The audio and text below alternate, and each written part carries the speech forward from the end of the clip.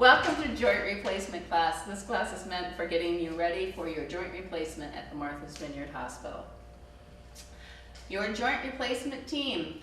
Dr. Halsey is the surgeon. Dr. Mabey is a surgeon also. He's not doing surgery presently. Anthony Pyland is our PA.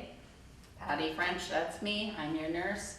Steve Hoover is our medical assistant. Kylie Giston is our medical assistant. Peter DiLorenzo is the PT upstairs. Delilah Megan is our receptionist. Kathy Tardy is the nurse upstairs, and Patty Parker is the case manager nurse. You are here for joint replacement class. You want to have a home support team, but it's important to have someone else signed up with you to be kind of along for the ride. Someone that you know that when you need a ride, they will pick you up, or if you have questions or need anything, that they will be there for you and be dependable. Think about any questions that you or your support team may have today. Write them down. You can call me anytime you want. Please call. It's important if you have a little question to call and get it out of the way. Sometimes people stress out about little things and it's a very simple, easy answer. Things that we'll talk about today in joint replacement class. The components that you'll receive to relieve your chronic pain and restore your function, preparing yourself for surgery, and preparing your home for surgery when you come home. What to expect in the hospital, at home, and in the first few weeks after you have your joint replacement. Some equipment that you're going to need, exercises that you're going to be doing following surgery and also beforehand, and expected recovery times. What will my new hip joint look like? So we've got a couple models here. The socket part is made with titanium with a roughened surface. It will grow into your pelvis over time. And the liner and ball are made out of a variety of materials, whatever you need. There's also ceramic and there's metal depending on your level of use, your weight, things like that. The doctor will decide what one is most appropriate for you. Here's another model. The plastic part is your own tissue, but the femur part goes right down in there, the stem, and this part fits right in your pelvis. Total hip, the thigh bone, that's what we're talking about, is made of titanium with textured surface for the bone attachment. So this part is rough also, and it goes down in your femur, so it ends up kind of looking like that. It can be made out of cobalt chrome depending on what company that they're using, but Dr. Halsey uses Smith and Nephew. Total knee joints. The thigh bone piece is made with the metal right up on top, that's the black part. And then the kneecap patella sometimes is rough with arthritis. They replace that and put a plastic cap on it. And it's made out of a high-grade polyethylene for durability. You don't want to fall on your knee after you have a knee replacement, just like you don't want to fall on your knee if you don't have one, because it can crack. And the shin bone side is also made out of metal, cobalt chrome for some companies, or just a metal alloy for Smith & Nephew. Preparing yourself for joint replacement surgery. Go over your guidebook. There's lots of good information in here. Nutrition, exercises, getting your home ready, things that you may have not thought of. There's a little quiz in there too. See how much you learn from it. It's good to have your support person also go over this book so they kind of can think about what the future holds for them. Make sure you have a family or friend that you can depend on to pick you up, take you to your appointments for the first couple of weeks. Come over if you need something, go get your prescriptions. And reliable transportation. That means either a reliable car to get you to and from, friend to pick you up, or sign up for the lift. Also, you can get a handicap placard application from my office. Prepare your home for safety. So we prepare your home for safety. You want to prepare yourself for success. Place the items that you regularly use right at arm level in the kitchen, counter height. Heavy equipment, bring it down before you have the surgery. Same thing from the bottom of the cabinet. Whether you have hip or knee, you're not going to want to bend down all that much. Set up a recovery center. This is the place where you're going to be spending most of the time after surgery. We don't want you to camp there, but it's a place where you're going to have your TV, your computer, your favorite books, and a good chair. We still want you to get up every hour, walk around on it, but set up a place where you don't have to chase around and find things in the house. Take down any electrical cords.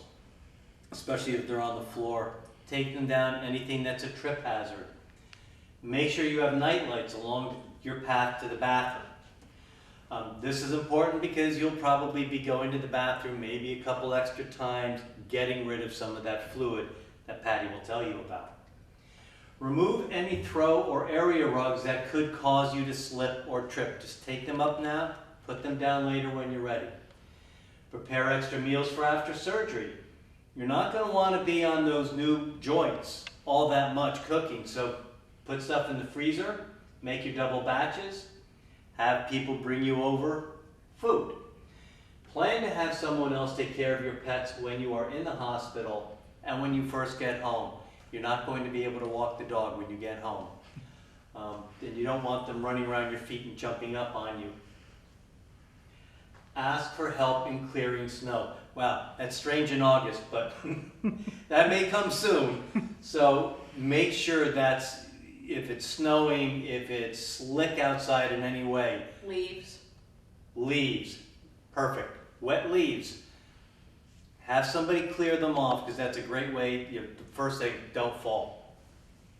Before surgery, make sure you get good sleep before surgery. I know it's hard to sleep the night of surgery, but don't plan on late projects and getting things done right before surgery. You want to come in well rested. If you have any questions, like I said before, make sure that you reach out to our office and ask them so that it's not weighing on your mind. Most questions have a very probably simple answer that we've been asked before.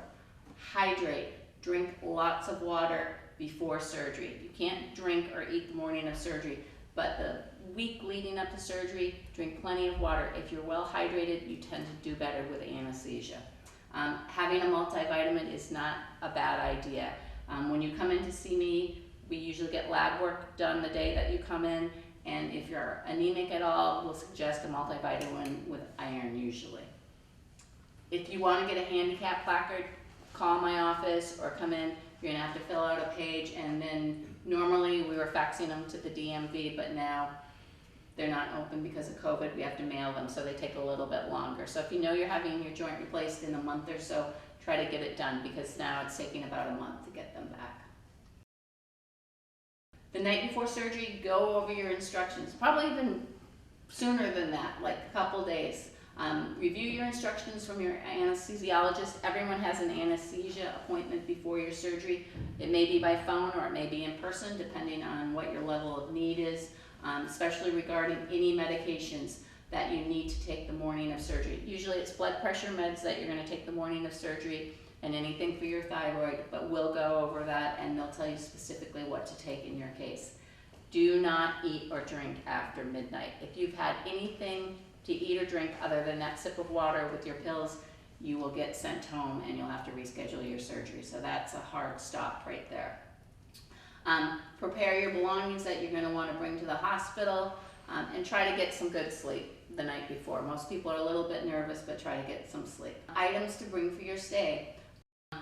Kind of the usual things: underwear, undershorts, loose fitting clothing. Your hip and knee is going to add some inflammation to that area, and you might gain 5 to 10 pounds or even more if you're tall, 10 to 20, of fluid all in that thigh. So you want some nice stretchy shorts or stretchy pajama pants or sweatpants, t-shirts, sweats, pajamas, short bathrobe, slippers, sneakers that open up, because your leg and your foot are going to swell with the surgery. So if you don't have shoes that are stretchy and open up, they're not going to fit.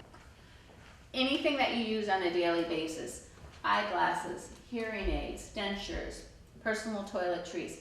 If you have hearing aids or dentures, make sure you bring a box with them with your name on them. So they're one of those small items that can easily get put on linens and get put in the laundry, and then your expensive item is now in the wash machine. So make sure that it's labeled, give it to a nurse or a friend that you have with, or a spouse. Any braces or orthotics that you normally use. If you have shoe inserts or if you have an AFO or anything like that that you normally use at home, make sure that you bring it. There's a gym upstairs. Peter's going to be taking you to that. So you want things that you're going to be comfortable to wear in the gym and things that you're comfortable using at the gym, sneakers and things like that. you are going to need a walker for when you go home. Almost every single patient uses a walker after surgery. If either I can order them, or you can get one from the Council on Aging, or you can order them yourself online. Bring it to surgery. They're going to adjust it for your height afterwards. You'll definitely need it by the time you go home. Leave any valuables at home. You're not going to need money. If you want to bring an iPad or an iPhone, that's fine, but don't bring anything of any valuable. They're going to give you a call to tell you when to be here. Usually it's an hour before your surgery time, but sometimes surgeries in front of you may get canceled, so just know that anytime that morning of surgery you may need to be here. It keeps changing what is going to happen, so usually right now you're getting a phone call a couple days before surgery. They tell you to call from the parking lot and someone will come and meet you at the front to collect you. So that's what's going on right now, but things change all the time with COVID. You're going to check in at registration in the main lobby of the hospital by the ER, and they'll take you back into the operating room. Normally we have a OR waiting reception area for your friends and family, but right now they're not letting anyone into that area unless you've had a COVID test, so just the patient is going in. Sharon, who's the unit secretary, will go over name, birthday, verification of joint site, and then you'll go into the PACU. You'll get put in a gown, IV started. Nurse will go over your meds, what you've had, if you've had anything to drink, things like that. Your surgeon, Dr. Halsey, will meet with you the morning of surgery. He will come in and ask you what we're doing. He wants you to confirm, hip or knee, left or right, and ask you if you have any questions at all. The physician assistant down there will review current health status, see if anything has changed since you came in to see me, like if you're on any antibiotics or any new blood pressure meds or anything since you've had that hospital appointment with your primary care or myself. Surgeon will confirm your surgical site, mark on your skin which site it is with his initials. You'll go meet with an anesthesiologist again. It may not be the same one that you have your anesthesia consult with, but they have access to all of the paperwork. They will go over what the anesthesia is going to be like. In general, they use a sedation, kind of like a colonoscopy sedation, with a spinal, and depending if you have a knee or a hip, then there's also a block in your leg. You are not getting general anesthesia, so you are breathing on your own. You're not intubated. You are more like in a twilight kind of sleep. The surgery is usually about 60 to 90 minutes for a single joint. When all preparations are complete, then you'll be taken into the OR. We're no longer having family in that area. You'll go into the OR. You'll be introduced to the scrub team, scrub nurse and circulator, administered light sedation. Surgical anesthetic will be administered, spinal. Rarely do we have general, but 99% of them are done with the spinal. And then you'll get your block if you're having a knee replacement. The surgery is about 60 to 90 minutes. You'll be in the OR closer to 2 hours to 2.5 hours. If you're having a knee replacement, you get a block in your leg, an adductor canal block, which Peter's going to explain a little bit of what happens with that. It'll create anesthesia for the knee. You should not feel it, but you will have some muscular function of your quadricep, which makes it a little bit more interesting when you finally wake up and stand up. You can actually stand and control the knee. Post anesthesia, you'll go back into the PACU after surgery's been completed. They'll check your blood pressure and vital signs. They'll make sure that your pain is controlled. They'll make sure that you're not nauseous. Normally your family could come in at that point, but because we're not letting anyone in the OR area, you will not see your family until you go upstairs after you're fully recovered down there. Once you're up in the acute care unit, you'll be transferred. That's the rooms that go this way in the hospital that face the water or face the garden. As you come to the hospital, your acute care nurse will orient you to your room, complete admission assessments, go over your meds, make sure that your pain's managed at that point. If you need to get up to go to the bathroom, You'll either get up with the nurse or with PT will help. Pain management in the hospital. We want your pain to be under control, meaning you want to be able to sleep, you want to be able to do your exercises, and you want to have PT when they come. You want to be able to do the exercises that they're prescribing. You want your pain to be manageable, but you are not probably going to be pain-free, and we do not want you to overuse your narcotic meds. Types of medications that you may be taking in the hospital and at home. Anti-inflammatory. Most patients take Celebrex, which is an anti-inflammatory that doesn't thin your blood, and you also get Toradol, which is the IV med that works great, but you only can have a couple doses of that. If you have any kidney function issues or ulcer issues, you probably are not going to get an anti-inflammatory. Pain reliever. Tylenol is a great pain reliever after surgery because it helps with that achy bone pain that you'll have after either the hip or knee is replaced. It works well with an anti-inflammatory. And then we have a synthetic opioid, which is tramadol. It's not as addictive, and you get a dose every 8 hours. That is a great medication if you're tolerating it. Everybody has different tolerances for different medications, but you'll be taking that more than likely when you go home also. It works for lower level pain, usually pain that's 4, 5, 6-ish. And then you have the opioid pain relievers, oxycodone or Dilaudid. Those are for more severe pain, 5 and up. Usually you're taking those in the hospital and maybe for the first week or so. Everyone has different tolerances and different receptors to different pain medications, so you're kind of a work in progress in the hospital unless you've taken pain medication before and kind of know what works for you. And what doesn't work. And what doesn't work for you and what makes you sick. Prevention of blood clots. A lot of what we do after surgery is prevention of blood clots and physical therapy. Anytime you have lower extremity surgery, you're at risk for getting a blood clot. Prevention is the key. If you are at average risk, meaning you've never had a blood clot and nobody in your immediate family has not had a blood clot and you don't have a clotting disorder, usually we give 81 milligrams of aspirin twice a day for 4 weeks. There's Lovenox, which is an injectable that's stronger, and there's some other medications that also are prescription strength. If you already are on Coumadin or something like that, you'll go back on that after surgery. You'll also have the mechanical compression devices, which are the little squeezy things that fill with air. Those keep your calf muscles working kind of like if you were walking and squeeze the blood back to circulation. Those you'll wake up with on after you've had surgery. Swelling control, expect your leg to be swollen. That is part of the name of the game when you have surgery. Your body doesn't know you had surgery, it just knows you had a new trauma. So it sends a whole bunch of lovely cells in that are trying to fix everything, but it's almost too much. Manage your swelling by elevating above your heart, laying down flat, pillows under the heel.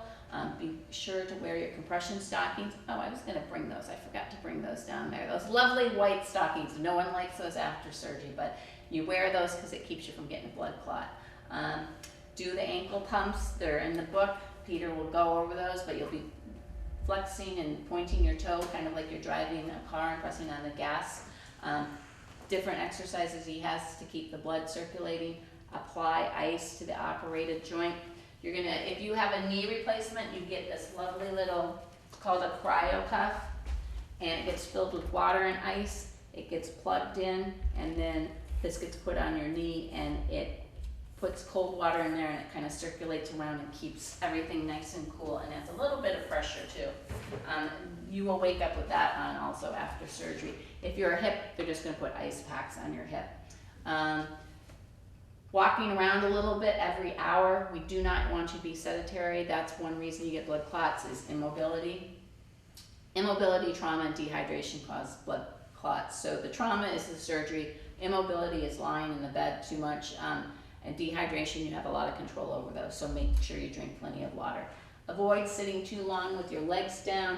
Your leg's gonna look good, and then all of a sudden, if you've been sitting down or walking around too much, it's gonna blow right up. 10 to 20 pounds kind of is the average if you are a normal sized person. If you're smaller, it might be a little bit less. But as Peter can tell you, what happens usually on day 3? Well, it will blow up by day 3. And most people will forget that Patty said 10 to 20 pounds. So It swells, it eventually goes away. Don't go home and weigh yourself, because everyone thinks they'll have lost weight because they haven't had very much to eat in the hospital, and then they get on the scale and they're like, oh my gosh. At hospital physical therapy. The day of surgery, we make every effort to get to you. We come in, we say hello, we wake you up, we make sure that you can feel the light touch so that the anesthesia is going off. We start your exercises in the bed, the ankle pumps, the quad sets, the glute sets, heel slides. We just try to get you moving. We'll try straight leg raise, other things. These are things that you can do in the middle of the night if you wake up. It's great the first thing in the morning. We get you up, we try to get you sitting up, standing, and maybe walking and sitting in a chair. That's really the first day.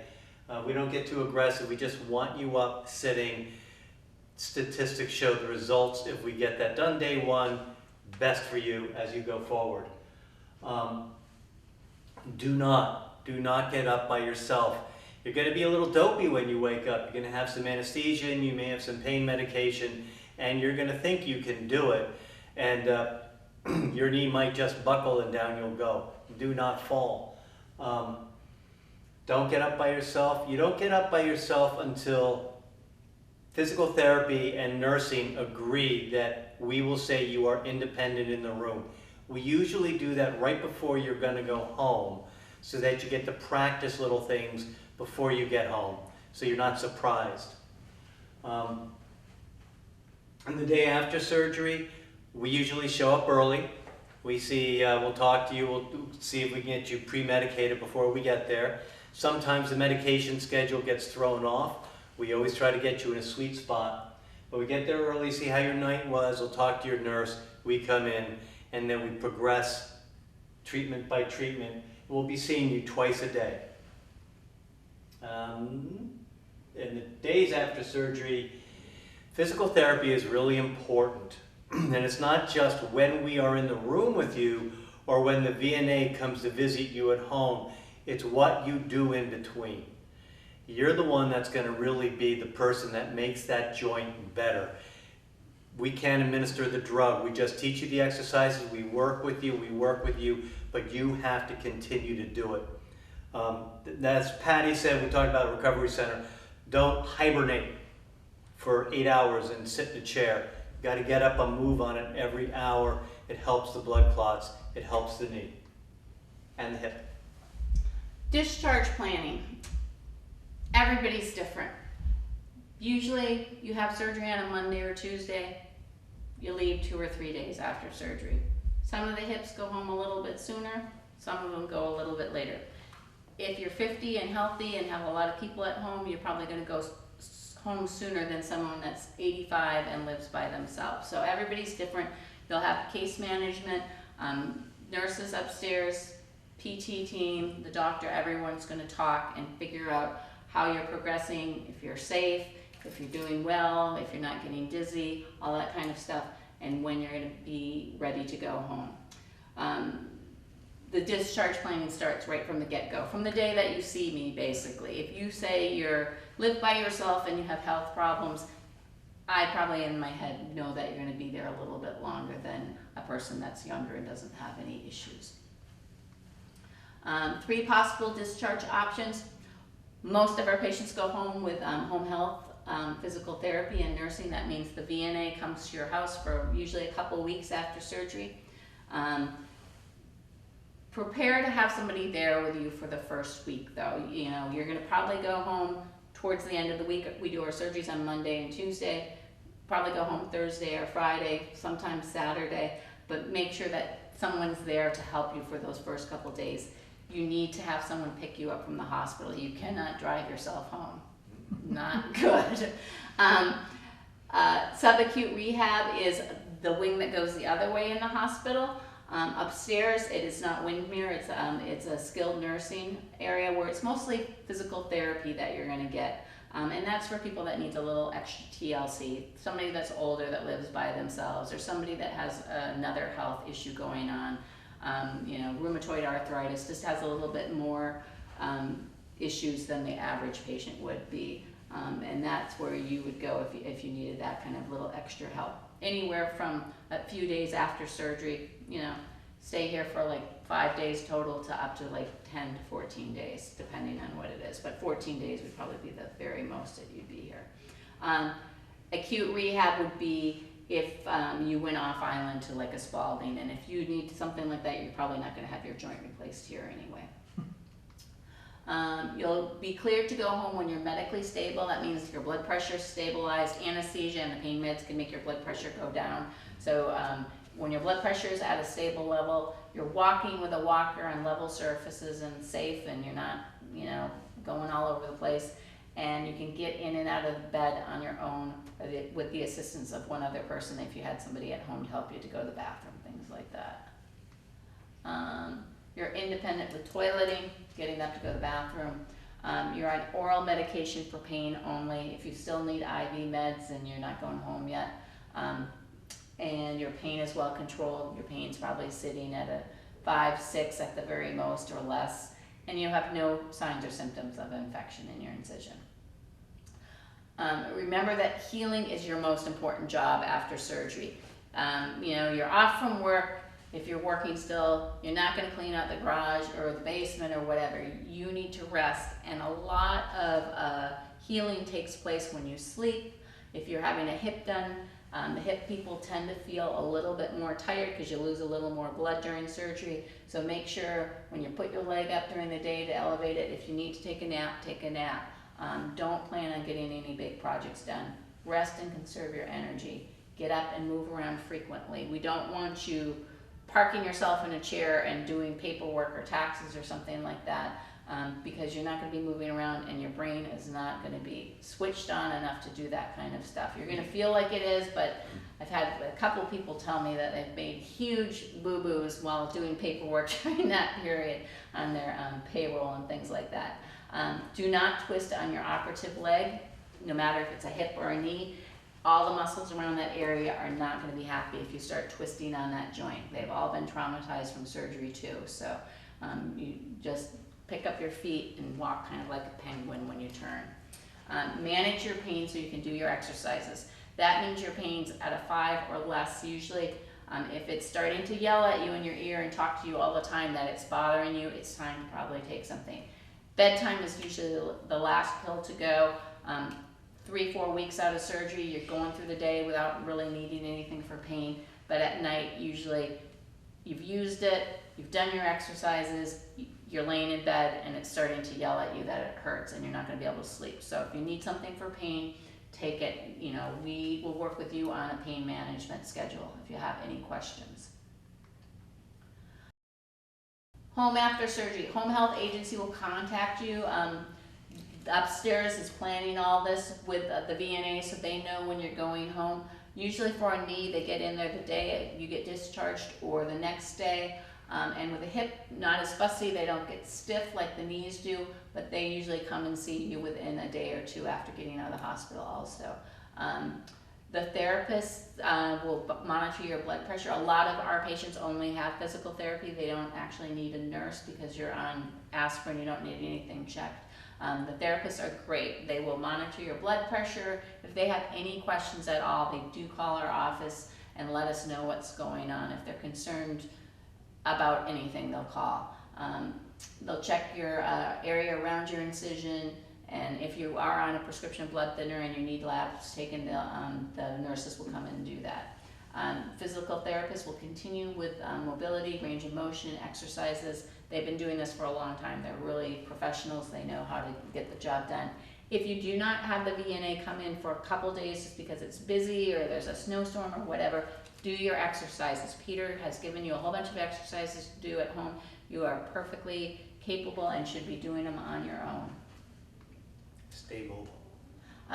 Pain management at home.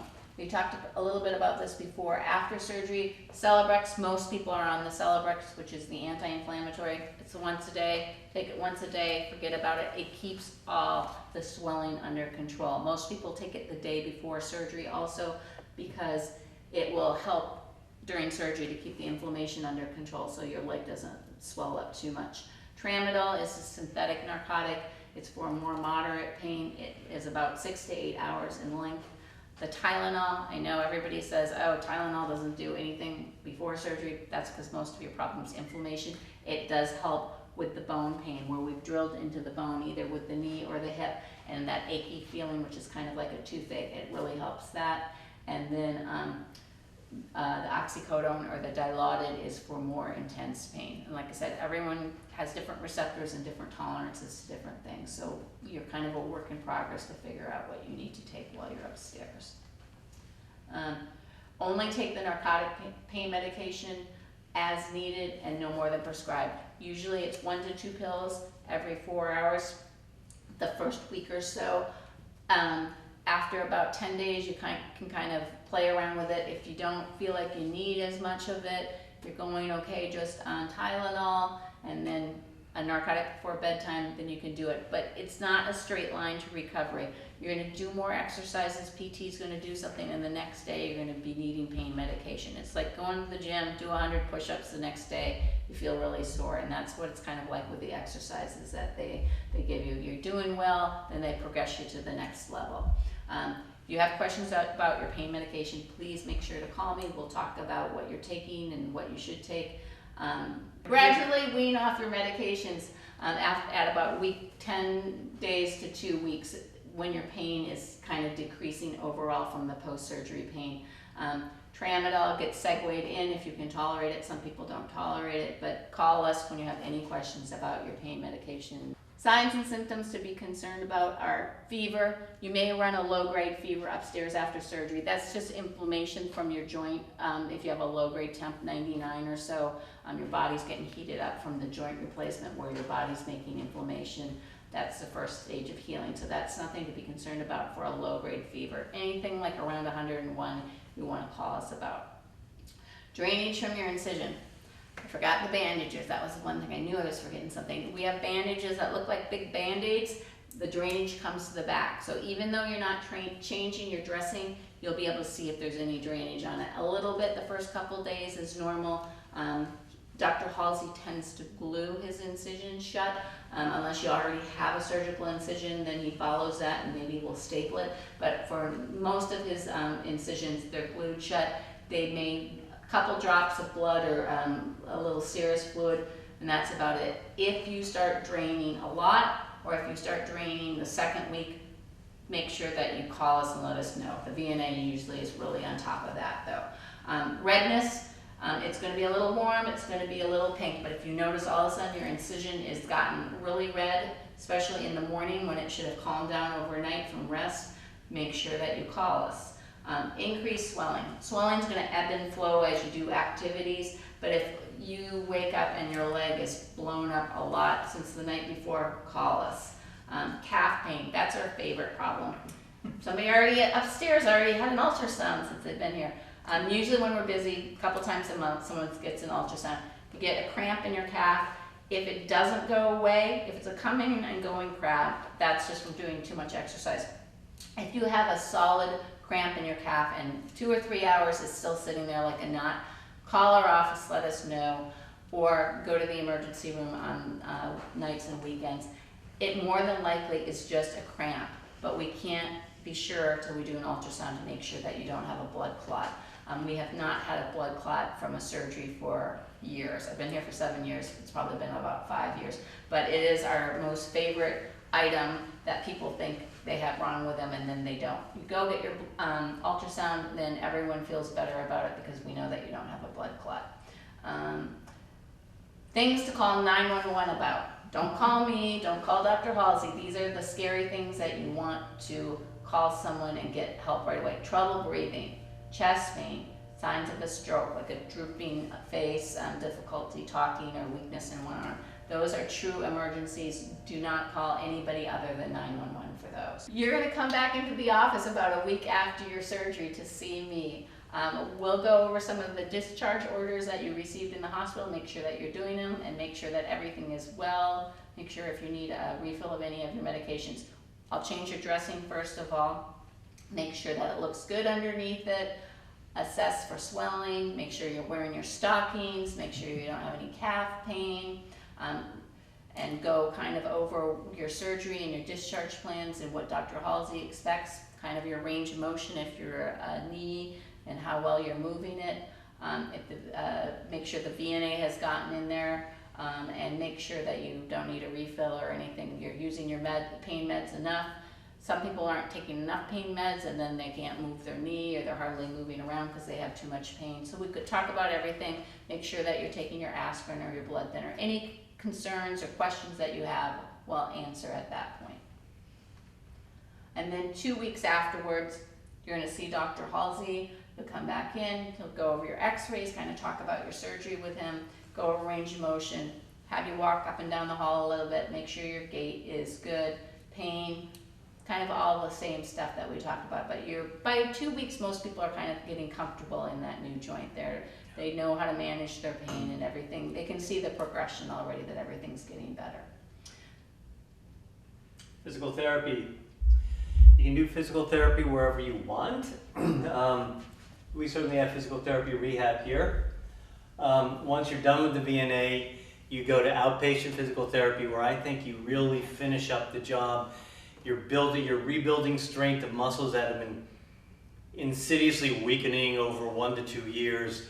You're balancing the system off so you don't excessively wear another joint. So follow-up visits at the orthopedic office. You're going to follow up with me about a week after surgery, which is usually a few days after discharge, usually more than 2 or 3 days, but about 5 days. 2 weeks with your surgeon or the physician assistant, 6 weeks with your surgeon, 12 weeks with your surgeon in a year, and then every 3 to 5 years for important checkups. They'll do x-rays at those visits. If you are having problems, you're going to call us and we'll address them sooner or later. You know, if you're going well, you might even skip one of these visits. We have people coming from off island and have surgery and going back off. You know, it's okay if you're doing well that we don't necessarily need to see you for all these visits, but it's kind of the average program. But if you're having any problem with your joint pain, any questions, call us and we'll figure out if you need an appointment or not. Exercises after joint replacement. You'll get all of these ad nauseum while you're upstairs. Ankle pumps, as Patty said, that's just simply, if this is my ankle, I'm going up and down to get my calf muscles moving, to pump blood through that area to reduce the risk of clots. Butt squeezes, quad squeezes, hams, these are basically getting those muscles to work again, getting that muscular unit turned on. And also it helps to move the blood, keep that swelling somewhat at bay. Hip abduction, we want your hips muscles to work just as well, hip abduction that's going out to the side. And heel slides, which everybody hates because that's where it's a heel slide, we're getting you to move that new knee or that new joint. The more you move it, the more the joints tell me it hurts, but it feels better afterwards. Total knees, we have a little bit extra. We kind of stretch the back of the knee because it tends to be tight prior to surgery, so it comes in with a little bit of flexion contracture. We want to start working that out. We do some more quad work, getting your quadricep mechanism really, really strong so you can control the knee. Knee is a little bit trickier to control than a hip. Hip is a prototypical ball and socket joint, innately very stable. The knee has to do a lot more work as you're walking around, going up and down stairs. Straight leg raises, one of Dr. Halsey's favorites, one of my favorites to do prior to surgery. It's in your book if you have it. Do your straight leg raises. You can Google them. It's a great way to get the knee going before surgery without irritating the joint, but not the day before. And passive knee extension, which we will get into. Hip precautions. Dr. Halsey almost always does a posterior hip approach. I don't know whether Dr. Maybe will be doing surgery, but his is a little bit more anterior lateral. Basically, what you cannot do of a posterior hip precaution, you cannot flex the hip more than 90 degrees. You cannot cross the leg over the midline of the body, and you cannot internally rotate from the hip. combining any of those motions makes it worse. So it's not just 1 + 2 + 3. Think of it as a multiplication table. The more you combine them, the more dangerous it gets to dislocate the hip. When I say flexing the knee, most people forget the fact that means they cannot bend down to tie their shoe. You can't reach forward in the bed if you're lying there to go for the remote. We go through this very carefully every day. We practice it with your motion, getting in and out of the bed, up and down and out of the chair. You get written instructions. Bone quality is very important, and the surgeon's preference. They get in there sometimes and they're going like, we're going to do it this way. If you have any questions or concerns about the precautions, discuss them with the surgeon. If you wake up in bed and you're upstairs, we will be more than happy to answer all the questions and find out your answers. Generally, avoid the extremes of all range of motion. Be very conservative. Avoid combining several motions, different motions together, and avoid any risk of falling. Falling is the best way to get into that problem. So, once again, throughout this whole presentation, don't fall, stay safe. You will be full weight bearing as tolerated. It will be counterintuitive. I have people stand up and they will not put that leg down, because even though they hear the words, you're full weight bearing, they won't believe me, and the body is sort of like now an angry dog because it's been bit. The more you put the weight on the leg, usually the quicker the healing becomes. I really like weight bearing for these joints. It helps to integrate everything very well. As Patty said, do not pivot on the operated leg. And if your other hip is going back, is ready for surgery a year later, you don't want to pivot on that one. So just like Patty said, I tell people, turn like a penguin in a phone booth for a while. Don't twist. You may return to driving when you're off all the pain medication. If it's your right leg, you have to make sure that it's going to be heavier, as Patty says, 10 to 20 pounds, so it's going to be moving a little bit more heavily, have to be able to hit the brake. Generally about 4 weeks after surgery. I said do not drive yourself into your 1 week appointment after having your joint replaced. Activities, bathing, you'll be given a waterproof dressing, looks like a big Band-Aid. You'll be able to shower, just turn your joint that you had replaced away from the shower spray. So if it's your right side, left side's in, try to keep it dry that way. They're really watertight. It's more that you don't want the heat and the water pounding on that new joint, whether it's a hip or a knee, and it will make the increase in swelling. No bathtubs, no hot tubs, no swimming in a swimming pool until your incision is completely healed with no scabbing or opening. It's usually about 4 weeks for that. We'll take a look at it and tell you if it's ready to go. You don't want any infection in that joint. It will go right to the joint space, and it's a complete nightmare if your joint replacement gets infected. You'll be able to go up and down the stairs to your bedroom. We try to have you all on one level right after you come home from surgery, but if you absolutely cannot be on one level, going up and down the stairs once or twice a day is not that big of a deal as long as somebody's there. Don't take your pain meds right before you have to do it so you get dizzy. As Peter says, usually you're kind of doing what you've already done, going up one step at a time anyway. Yeah, this tends to be the big fear. Once we get you over that fear pretty quickly, and you'll say, oh, yeah, I've been doing it that way. Equipment. Patty touched upon it in advance. However, almost everybody goes home with a rolling walker. If you haven't gotten one and you're at the hospital, that's one of the things I normally do in the eval. What equipment do you have? If you don't have it, we will order it for you. Some people go home on crutches. If you park the car and then you have to cross a small mountain range, the rolling walker won't work. So we'll train you on crutches, or as Patty said, you might stay an extra week. I will probably train you with a cane here, but you are not allowed to walk with a cane until the VNA says you're good with the cane. I want you to go home on a rolling walker. Remember, don't fall. It's the best way not to fall. So we will wean you to a cane. Once you're walking, we really start working on your gait here. It will take a long time. Outpatient is when it really gets finished, but you're going to be doing a lot of behavior modification. You're relearning a bad habit. And it's typically about 4 weeks after surgery. Sometimes people, as Patty said, after 2 weeks, they love to stand in the gym and wave the cane at me. Or Patty. And make sure that you use your walker at night. We talked about getting up at night. You may be using your cane during the day and everything's good. Because you have all that fluid in your leg and hopefully your kidneys work great, you're going to get up and go to the bathroom more often than you would before. 4 or 5 times a night. Keeps your knee from getting stiff if you have a knee replacement. But you use your walker at night when you get up to go to the bathroom, even if you're using the cane during the day. Exactly. And that is why earlier the night lights in the house are really important.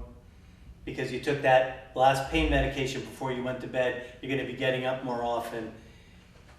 You're going to need to see where you're going, and you need to know where the cats and dogs are on the floor. This is a commode. It's a 4-legged, it's called a 3-in-1 commode because if your bathroom is really far away or on another floor, it could be a bedside toilet to get up and in, up and in. The bucket comes out, it goes over the toilet in the bathroom. The advantage is that you can lift it up a little bit so you're not squatting too much, you're not bending that knee, or you're not violating that posterior hip precaution that we talked about. You also have arms, so you've got a little bit extra control up and down. Very, very valuable. A lot of people really like this. This is a toilet riser. People like them. It actually attaches to the bowl of the toilet. It has handles. I am not as enthusiastic about it because unless I'm a control freak, I want to make sure that it's rock solid. These, I know, tend to be very, very solid. But if you have a small bathroom. If you have no other option, with the toilet's there and there's a wall and there's a counter, that might be what you've got. This is a tub transfer bench. If you have a shower that is in the tub, this acts functionally like a bridge. These 2 legs go inside the tub. The tub wall is here. And then these 2 legs go in the bathroom, on the bathroom floor. So you sit down here, you lift that 15 to 20 pound heavier leg in, you slide over, that's your seat, you close it, and then you take your shower. And then when you're done, you can slide over so you're not trying to lift yourself. Your balance is not going to be that good, and You're on drugs. And you're on drugs. And your leg is about 10 to 20 pounds heavier. This is a shower seat. They come with and without backs. It's really, when you take that shower, it's going to open up your blood vessels. You're going to lose a little blood pressure. People tend to get really sleepy and tired. That's why you get tired after a bath. You don't want to fall in the shower or anywhere else. Grab bars. Grab bars are great. If you haven't put them in, not a bad idea for the rest of your life. Things to hold on to, getting in and out of the bathtub. Things to hold on to if you're in the shower and you do get a little lightheaded. Something that is not going to break, like a towel bar. They come in all kinds of arrays. Personally, I prefer the metal ones with grips. So you don't slip. Your hand doesn't slip with the water, just like a tread of a car, on the wheel of a car. This is a handlebar that clamps to the side of the bathtub. It is an option. It can clamp on. It gives you something to hold on to. So instead of that tub transfer bench, getting in and out of the bathtub. If you have your hip done here, the OTs are really excited to come in and bring party favors. Long-handled sponge so you can wash areas that you can't reach because you can't bend down more than 90 degrees. The reacher is everybody's favorite, so you can pick stuff up the floor without bending your knees. Long-handled shoehorn, so you can put your shoe on without bending down to tie your shoe. And a sock putter-oner. I always forget what it's called. Aid. Sock aid, thank you. I like sock putter on. You put the sock over that and you just sort of fish it down there. You pull it up, the sock comes on, and that comes out. That's really not Bob's how your it uncle, goes. you're done. The socks are a lot of work. You'll Yeah. find that out. They just don't come on like that. So furniturizers. Furniturizers are very, very handy if you have a low bed, because you won't be able to bend your knee or your hip as easily. They can lift it up. They go up to about 6 inches. You can get them at any of the hardware stores on the island. You can pop the bed up. You can lift a chair if it's really low, because again, you're not going to want, once you get up and down, if you have a hip, you're going to be flexing getting up and down. So make it easier for yourself. Or you can just put an extra cushion on the chair. Walker baskets, depending how long you're on the walker, they're very handy. You can take things from room to room. I don't want you to fall in love with a walker, but we do want you to have it for at least the first couple of weeks. Or if you need another joint replaced, you might be on the walker longer. Yeah, or if you're on a walker already for one reason. They're really handy, you know, they got a little water bottle in here. Fun. And it looks like they're little seed starting pond, you start your herbs. You have your elastic shoelaces. These are good for hips again, that you can't bend it as much, so if you have sneakers or tie shoes, the elastic shoelaces help you just slip the sneaker on and off. We hope this presentation has been helpful.